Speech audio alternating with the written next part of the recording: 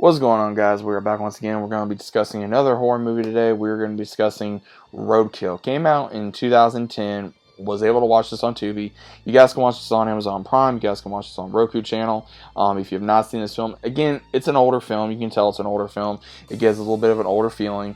And just by the story and the synthesis of this film, I was like, okay, is it going to be like one of the other movies I've seen, like Joyride or something of that nature? It kind of gave me that kind of feel. Is it going to be very similar? And it really wasn't. It was the entirety of these four friends that were camping in the Australian outback, and they're trying to explore. And when they finally are on the road, they get ambushed pretty much by an 18-wheeler and knocks them over the road. One of the main ones, Craig, the actor that plays him, he was in The 100. Then we have Sophie Lowy. She was in one of the other spin-offs for Once Upon a Time. Same thing for Georgina Hagg. She was in Once Upon a Time as well. So again, I recognize these actors. They were in other shows.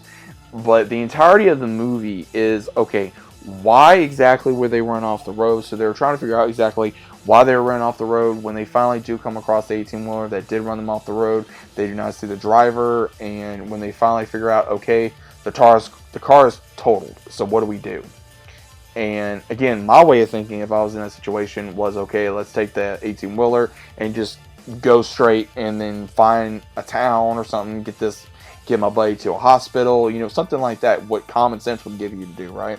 So when they finally decide, hey, we need to take this 18-wheeler, we're going to go, they get shot at, and they're going through the road. It just seems like they're all in a hypnotic state. Like they're hypnotized, they're asleep, and one of the ones he's trying to drive, he goes off the road, and then they start figuring out exactly what's going on. Craig starts acting weird to where it seems like that something is talking to him or someone's talking to him.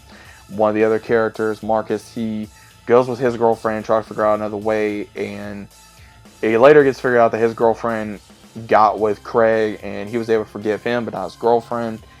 And again, the whole story was very slow. It was like not explaining what was going on, and then finally it sees like something was going on with this truck, like to where it was controlling the actions of these people, where Craig started going nuts, kills his best friend, after the best friend takes on the former driver, and then he seduces Liz and Nina in the back at some point.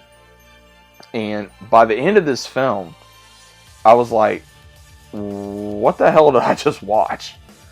And the only conclusion I can come with this film is that this vehicle, this 18-wheel, this big rig, is running on human blood. That whoever gets into this vehicle bonds to it somehow, and it takes over their mind, changes them, makes them bloodthirsty so it can feed the vehicle. Because one of the characters, she was checking for gas, and there was no gas in this.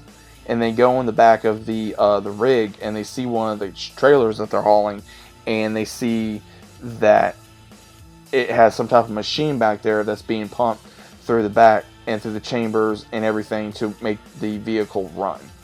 And it was basically because of it killing people and it devouring the remains so the truck could run. And again, there's only one character that survives in here, and when she does, pretty much someone steals the truck that she was using to escape, to be able to get help.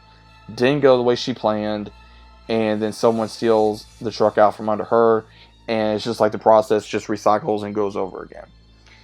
This left me wanting to know, whoever thought about this, I'm wondering how this movie was even greenlit, dude. I'm wondering, because I understand trying to have an idea. It feels like if you mix Maximum Overdrive with Joyride. That's exactly the best way I know how to put it.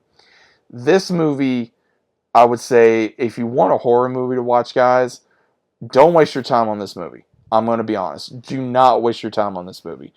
I don't like to give bad reviews. I really don't. The movie, to me, was very slow. It was very confusing. The acting wasn't that good either, and it just felt like a very indie kind of movie. And again, indie movies are, some can be good, some can be bad.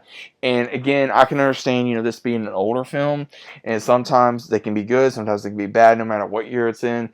But sometimes some movies just aren't that good, and sometimes this one was just a one and done for me. Again, I don't recommend this film. I don't. It just did not make sense. It was weird. It was very kind of boring, and I think that the ending made me go, okay, so that was the whole deal, was the truck kind of possessing people, and it was representing some type of demonic force or something. It was just really weird, and it just didn't make sense. So I don't know. That's just my thoughts on it. Have you guys ever heard this film? Have you guys even seen the film? Either way, let me know your thoughts are about it down in the comments. But I hope you guys enjoyed overall, and I'll be seeing you guys on the very next one.